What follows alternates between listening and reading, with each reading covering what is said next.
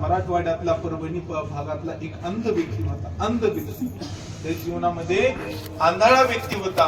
आणि एक मुलगा छोटासा 4-5 वर्षाचा मुलगा, आणि 5 वर्षाचा मुलगा असताना त्याची बायको जतप्राण झाली, गेली.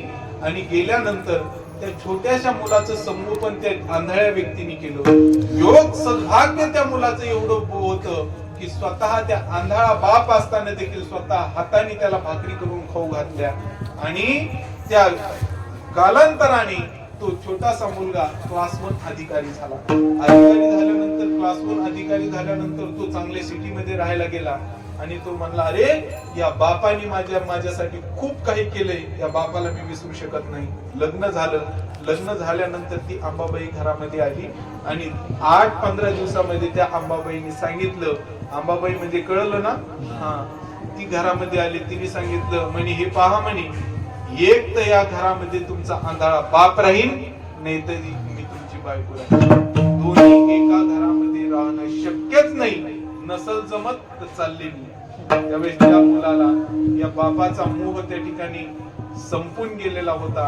आणि जड अंतकरणाने त्याच्या बापाला घेतलं. चला म्हणे आपल्याला आळंदीला जायचंय. आळंदीला त्या आंधळ्या बापाला घेऊन आलं. ज्ञानोबरायाच्या समाधीवरती डोकं ठेवलं. त्या ठिकाणी घाटावरती नेलं. घाटावरून पुन्हा मंदिराच्या दारामध्ये आलं. त्या आंधळ्या बापाने आपल्या मुलाचा हात घट्ट पकडलेला होता.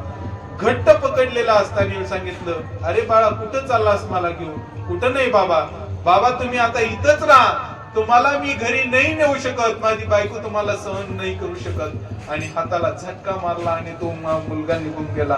तो ढस ढस ढस ढस म्हातारा त्या मंदिरामध्ये रडत होता. हात वर करून धाय मोकलून रडत होता. परंतु जमत अग्नीसारखं व्यक्तिमत्व या आळंदीमध्ये तीर्थक्षेत्रामध्ये राहणार जयराम बाबा भोसले त्या ठिकाणी मंदिराला जात होते. हात वर केल्यानंतर त्यांचा हाताचा धक्का त्यांच्या अंगाला लागला. आणि त्यांनी सांगितलं, ए आंधळ्या, दिसत नाही का तुला? त्यावेळेस त्या म्हाताऱ्याने सांगितलं, हो महाराज, मला खरंच दिसत नाही. माझ्या मुलाने मला या ठिकाणी सोडून दिले.